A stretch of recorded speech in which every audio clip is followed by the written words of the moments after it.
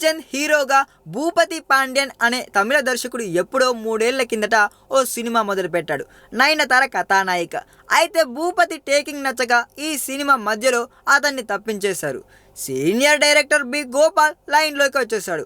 Jaganmohan IPS పేరుతో ఈ cinema continue చేశారు. కానీ సినిమా చివరి దశలో మళ్ళీ దీనికి బ్రేక్ పడింది. 2 ఏళ్లుగా ఈ ప్రాజెక్ట్ని పక్కన పెట్టేశారు. ఇక ఈ సినిమా బయటికి రావడం కష్టమే అనుకుంటుంటే ఉన్నట్లుండి ఈ మధ్య మళ్ళీ రివైవ్ చేశారు. దీపావళికి ఈ సినిమా కొత్త టైటిల్ ప్రకటిస్తామని, డిసెంబర్లో సినిమాను రిలీజ్ చేస్తామని ప్రకటన ఇచ్చాడు నిర్మాత. యజ్ఞం, శౌర్యం, లౌక్యం లాంటి గోపీచంద్ సినిమాల తరహాలో ఈ సినిమాకి కూడా సెంటిమెంట్గా బలం అనే టైటిల్ అనుకుంటున్నట్లు వార్తలు వచ్చాయి. కానీ ఇంతలో ఓ హిందీ డబ్బింగ్ సినిమాకు ఈ పేరు వాడేశారండోయ్. హృతిక్ రోషన్ కొత్త సినిమా కాబిల్ను తెలుగులో రిలీజ్ చేయబోతున్న సంగతి తెలిసింది. ఆ చిత్రానికి బలం అనే టైటిల్ అనౌన్స్ చేసేశారు. గోపి సినిమా టైటిల్ లోగో కూడా రెడీ చేసేసి దీపావళికి గ్రాండ్ లాంచ్ ప్లాన్ చేస్తుంటే హృతిక్ సినిమా వాళ్ళు ఇలా షాక్ ఇచ్చేశారు. మరి ఈ టైటిల్ ముందు ఎవరు రిజిస్టర్ చేయించారో తెలియాలి.